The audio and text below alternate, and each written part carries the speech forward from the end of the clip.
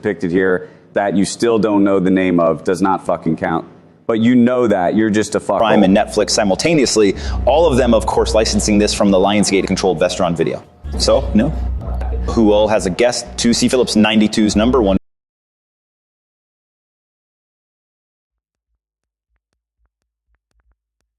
In the 80s, this was the holy grail. Yeah. And that's all they talked about, how we're going to do it. It was going to be interactive TV. That was one of the mechanisms. Remember that one? Click on the dress and it'll come to your door the next day. Exactly. Yeah, you remember all this bull crap. Of course. And so they finally achieve it, and oh no, it's the end of the world. What are we going to do? Privacy. Well, I think... Yeah, we know that the younger generations, younger than two old guys with hot takes. That's us. That's us. That they universally have given up. Oh, they got all my information anyway. But I think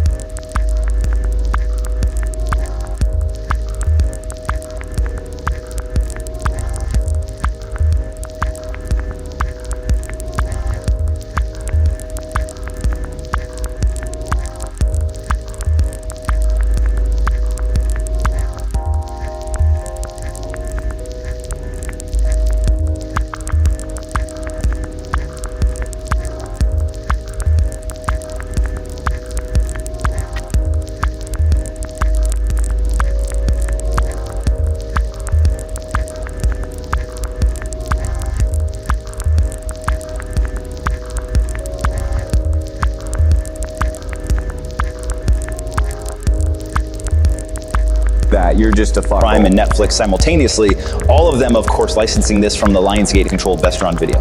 So, no. Who all has a guest to see Phillips 92's #1 video index, Andrew? Well, okay, it's still pretty early here, Pomp.